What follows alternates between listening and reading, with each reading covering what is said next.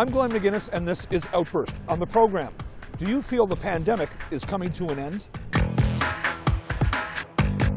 No, absolutely not. I don't think it is at all. Yes, but we're not out of the woods yet. I think there's going to be a fifth wave, a sixth wave, and so on. No, but it can become endemic.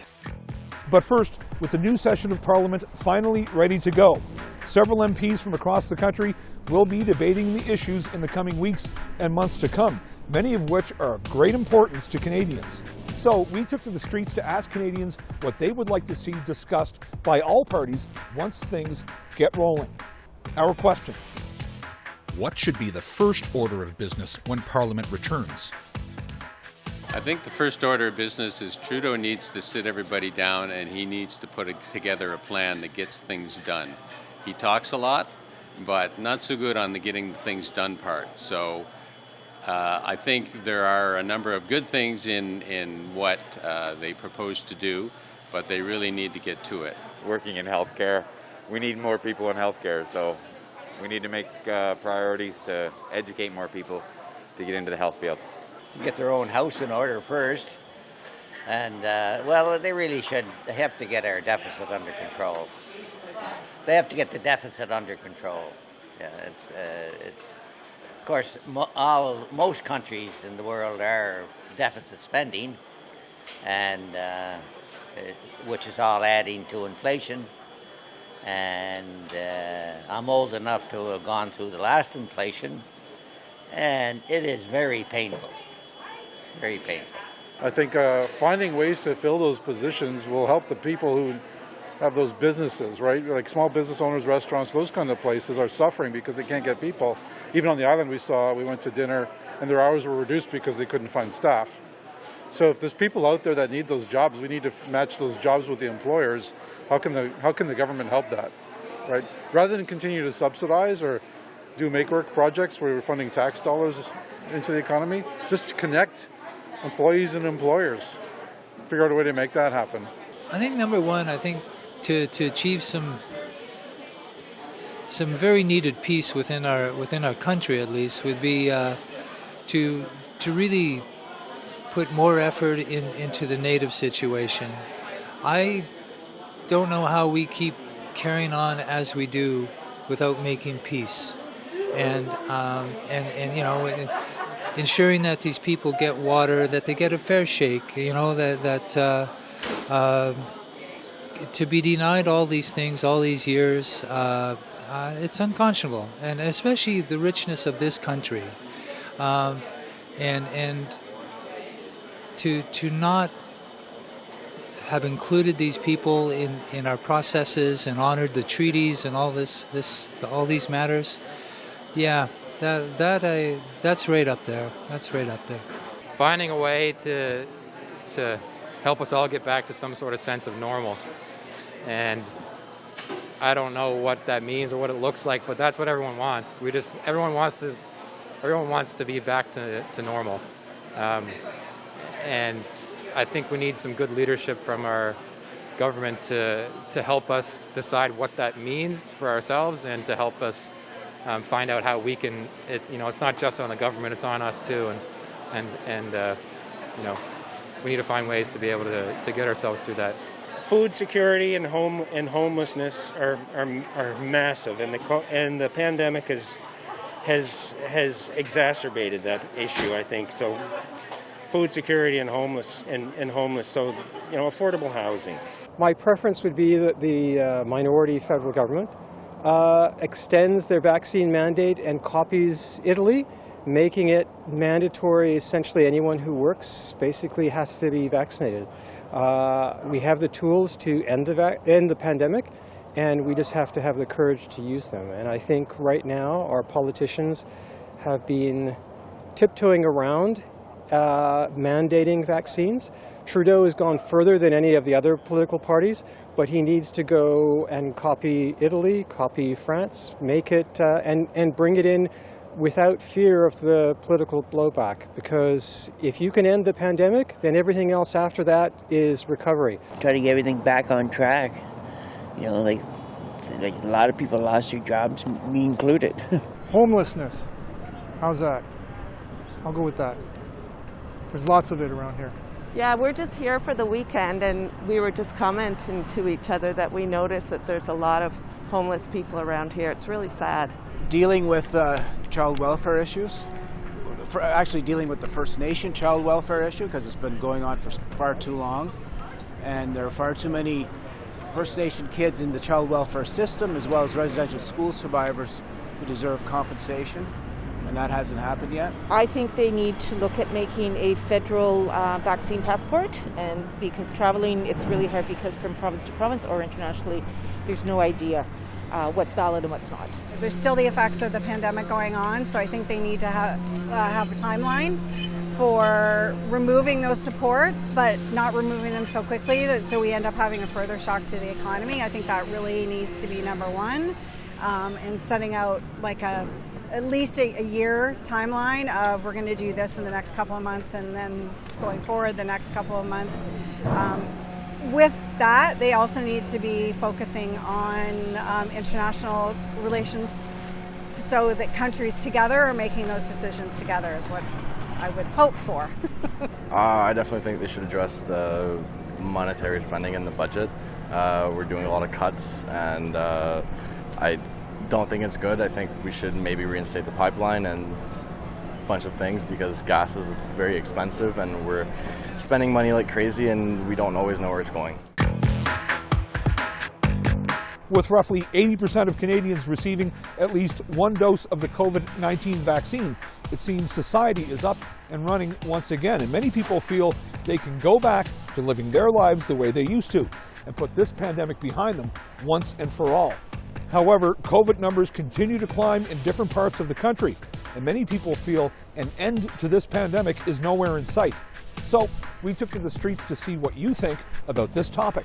Our question: do you feel the pandemic is coming to an end? Yes, but we're not out of the woods yet. I mean, we're doing well here on the island, but I suspect there will be a substantial, my guess is there'll be a substantial caseload throughout the winter in Canada. Well, because the Delta variant is so infectious that even with what seem like high vaccination rates, there's still enough people left unvaccinated for it to carry on and spread. It's a function of the proportion, the number of people left unvaccinated. Truthfully, no. I believe we're in the third or fourth wave. I think there's going to be a fifth wave, a sixth wave, and so on. Well, after the first wave and the second wave and the third wave, the pandemic's still not under control. There's still a lot of people to be vaccinated yet. So I think that you'll find that maybe the waves won't be as dramatic or maybe as many, maybe because more people are getting vaccinated, but I think we're in for a couple more. At least. I think there's lots of reasons to be optimistic. Whether there's another future pandemic in the future, who can predict that? That's why you wake up every day and try to do healthy things, be active and have friends and socialize and make sure that you're doing everything you can to stay healthy. Not really, no.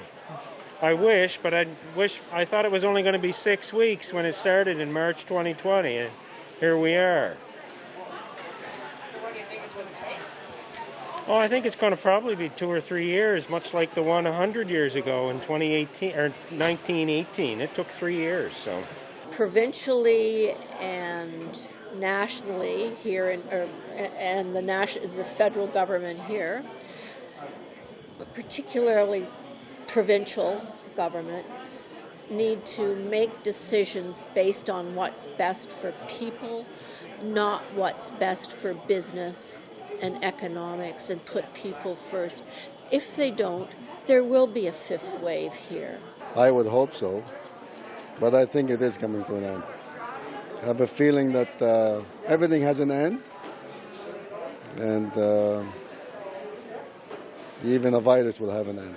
We've got a lot of good health measures like hand hygiene, and people are aware of the things that make colds move around, and And so with COVID, the vaccines, and then all of our good hand hygiene, and obviously our province has done a great job at managing it. So I think, we'll get back to a little bit more of a normal in 2022. As we know, lots of people are in denial. They say, if they pretend it's not there, it's going to go away. But the virus is not going to go away. And unfortunately, there's going to be millions and millions of people in the world die of it. So maybe it's nature's way of controlling the population. I've had my shots. He's had his shots. And we think that it's very irresponsible of people that don't get it, because they're in effect making it harder for everybody else. No, actually, I think it's not as bad as it was. It was crazy before. Like my sister-in-law lives in Hamilton, and she said there, like just recently, they just started letting people in restaurants and malls and stuff go out here. It's been okay for a while, since day one. But I think that's what they should focus on. Or put the country back together again. No, but it can become endemic. So we can convert it from being a pandemic where we get large numbers of infection and large deaths to something that is much, much more manageable. Because we live right next door to the United States and they're not bringing in vaccine mandates, we have a huge source of brand new virus strains to the south of us. That being said, though, we can still do what we can in Canada to at least mitigate the introduction of new strains from the United States by basically embracing a vaccine mandate. I'm back and forth. Yeah, I think in some people's opinion, depending on who you talk to, it's been over probably for a while for some of them, because they're just getting back to regular life, and it's not that bad maybe. And then for others, not so much. I think it depends on who you ask. Yeah, I think it's here to stay, to be honest. I think this is potentially like our future now. There might always be different variations of these things, but I think like masks are here to stay. I think a lot of just the way that we're doing social things is going to be different. I feel the the worried part of the pandemic is coming to an end. I think people are feeling confident. We're both double vaccinated, all of our family is, hoping that things can return to normal for school, for him especially. Do I think it's totally gone? Absolutely not. I think we'll still see sparks here and there. People that want to travel will have to be cautious about where they go and what they're bringing back. So will there be a fourth or fifth wave? I hope not, but hopefully if more people get vaccinated and we follow the protocols that are in place, we will stay safe and we won't see what we did see before with millions of people dying. I'm a nurse. I think that we're learning to live with it. I don't think it's going to totally go away. And, I still wish everybody would get vaccinated, but you can see the light in the end of the tunnel. Like, honestly, I think it's not going to go away for a while. And, in 5 years, we're going to be like, oh yeah, everybody gets a vaccination every year. And, we're certainly, hopefully keep it under control and just keep people out of the hospitals. So that's all we want. Yes, I do think it's coming to an end. A lot of things are reopening and a lot of restrictions are in place, but it's for good reason, and we have masks and we have the vaccines, so I do think it's coming to an end and things are slowly coming back to normal. Absolutely. There'll be waves, but at least people are getting vaccinated, which is good. Yeah, and businesses are opening up again, and people are getting out and about, and kids are back in school, so yeah, absolutely. Absolutely not. I don't think it is at all. I mean, Europe's showing that their numbers are increasing exponentially every day, so I think we've got a long way to go. Well, I think we're in a better place. I think we have a long ways to go. Yeah, and I'm not sure about Ontario losing everything by March.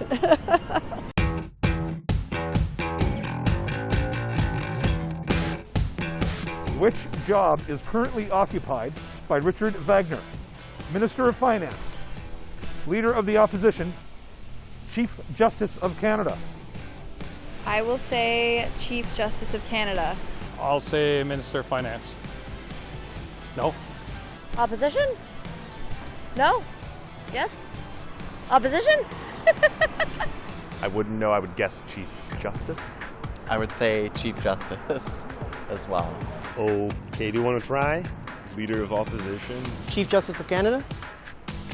Absolutely correct. Oh, there we go. Good for you, man. Thank you very much. Thank you, bro. The Right Honourable Richard Wagner is the current Chief Justice of the Supreme Court of Canada. Before his time in the Supreme Court, Wagner practiced law in Montreal and throughout his career as a lawyer and judge, championed for access to justice. Richard Wagner was appointed as a judge on the Supreme Court of Canada in 2012 and became Chief Justice in 2017. He is the 18th person in Canadian history to occupy the job. With inflation levels ballooning to levels we haven't seen in almost 2 decades, the prices we pay for our goods and services also grow, hitting Canadians where it hurts the most, in the pocketbook. We sent our cameras out to ask Canadians how they feel these price hikes will affect them in the future. Our question: how concerned are you about a higher cost of living? Scary, because I actually just officially retired, so I will be on a pension. So it does make me a little nervous that everything is costing more now, like, you know, gas, food. I know I'm certainly going to have to be on a much stronger budget now, but it's very scary, like for the people that aren't as fortunate, that, you know, don't have a pension, you know, and they have to keep working. Like it's very concerning. Young people coming up as Yeah. well, just the price of homes, everything. It's just hard to get a good start. Yeah, I'm worried for, you know, I've got kids, you've got kids, like I'm just, you know, like, yeah, how they're going to afford to get a house. That's very frightening, you know, and just to get an apartment. I'm from Halifax, and yeah, that's the apartment, the rent has gone through the roof, so it's very scary. Being a working mother and having a son, I'm sort of concerned that there might be some higher costs in food and some things like that I might need to address for around the house, for appliances. My oven just broke down, so that's something that to think about, but hopefully we'll be okay and be able to make it through and help support other family members who maybe might not be able to. I'm very concerned about it for a lot of people. I mean, there are all kinds of stats showing that things have gotten considerably worse for people who are already struggling. So that's a big issue for everyone. Huge. It is very concerning. I mean, we're both students, right? And we're living on our own, right? So it's difficult. The job hunting is hard right now. Not a lot of people hire, and if they do, it's like you work 10 hours, 15 hours a week on minimum wage. You're not making that much. It's hard to pay rent. It's hard to pay bills. It's hard to pay tuition. It's just scary for us because, you know, we have this feeling of like we're gonna have, like, the future is ours, but yet, is it really? Yeah. You know, the cost of living especially, it makes us scared. Milk prices are going up. The supply chain is broken, and there's a lot of goods and services that just aren't flowing yet. But I would say, if you can shop locally, like, sure, there's going to be a lot of places, like a lot of big box stores depend on products from China. Go to your local neighborhood store and buy from them. I don't think we can do much, but I think there should be a limit that how far this inflation is going to go. And we expect from the government measures to be taken to control this inflation and to let the public be informed where are we heading to. Okay. Yeah, for families. When you have 4 kids, I think you want to send them to school, give them food and every education and everything. It's not easy. I'm extremely concerned about it. I mean, I actually just graduated out of my master's degree last year, and, you know, I'm at this stage in my life where I'm thinking about wanting to settle down with my partner, and the cost of living is just really getting in the way of some of those dreams that I saw for myself, like owning a home.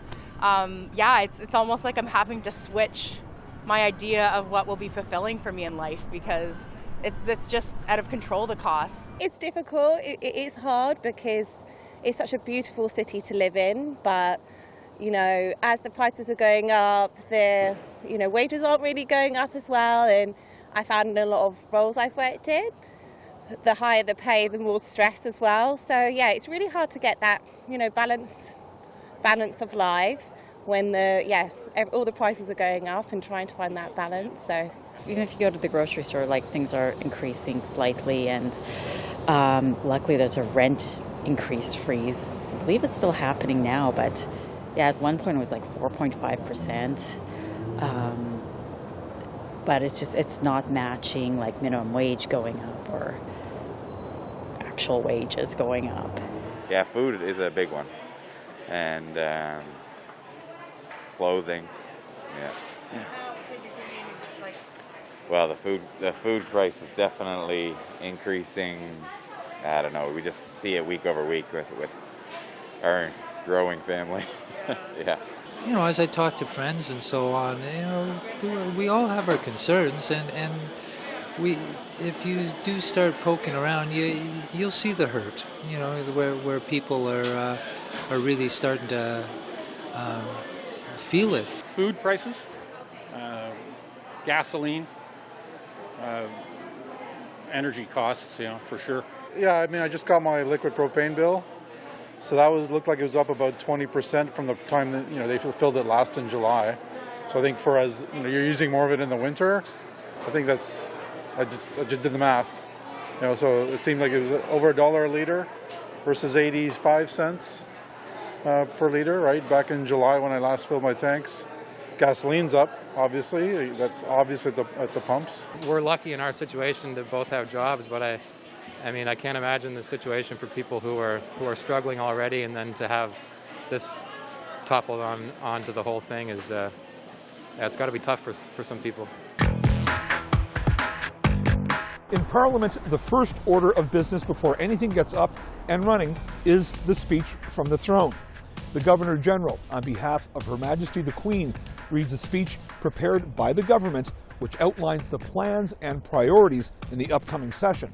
So, when it comes down to what those plans and priorities are, what do you think should be on the list? Our question. What would you like to see included in the speech from the throne? I would really like to see genuine commitment to the whole concept of building back better, and that includes social and climate justice. So that's what I would like to see. The current government addressed a lot of Aboriginal issues. Obviously, with all the residential school scandals, that's something that the government should tackle head on. But you're right. I think creating more well-paid job, that should be something that the government is prioritized. I think we need to mention climate change and really stick with that. It's great to have leaders go to COP26 or whatever it was called and say they're going to do this, but I think we need to see some things on the ground. I think the Prime Minister needs to follow through on his commitments to the Indigenous communities and to really sort of seeing where the residential schools are at and how we can support the survivors that way. That is a hard one. Well, I think just like overall the affordability crisis that we're all experiencing, if you look at like the statistics that show you how much you need to make to live in the cities, the big cities around here, it's astronomical. Like, people can't afford anything anymore, and we need to change that. I think we need a government that's gonna, actually help the people. So Indigenous relations and Indigenous affairs and reducing the deficit, I think, are just hugely important. The deficit, if it continues to balloon like it has been, millennials are going to be, and you're young as well, are going to be saddled with this in the future somehow, either in terms of government spending cuts or tax increases or both. I'd like to hear about the reconciliation. That's important for Canada. And that's about it, really. Really? Why does reconciliation is important for Canada? What would you say, Doug? Well, there's a lot of strife in the history of Canada, and I think it has to be addressed. And I think the present government are going in the right direction. And once that is addressed, then we can start the healing process, and we can live together as a united country. Well, I'd like to see infrastructure spending. I think that we're seeing a huge infrastructure spend in the U.S. that's coming over the next decade, and I think Canada needs to keep up with that. I think interest rates are low right now, so it's the time to borrow and spend. And I think that just looking around the world, you lose a competitive situation if you don't keep up with the Chinese, the Japanese, and the Europeans. So that's the top of my thinking, and we've got Indigenous reconciliation to deal with, and I think whether that's truly a government thing or it's a people thing, I kind of split on that. Going in the right direction on climate change, and I'm not convinced that the carbon tax is the way to go. Better relations with our neighbors, period. Being more forceful instead of wishy-washy on everything. Kind of. I think it took too long for the vaccine card, the national vaccine card, to come into play. That could have been done a long time ago. But our Prime Minister wanted to have an election, it seemed like, and he couldn't do it until after. Nothing. It's all going to be blah, blah, blah. Now, granted, I like Trudeau. I don't like the others, but it's all blah, blah, blah. Nothing is going to get done. Well, definitely tackling inflation a little bit and continuing with, it's nice to see the green initiatives coming out where they're giving subsidies for heat pumps and solar energy and stuff. So that's nice. And maybe a little less focus on the pandemic and a little more focus on other things, other areas of our health. To help ordinary Canadian that work hard to keep the country going. The social aspects, and education, and help medically, and all those good things.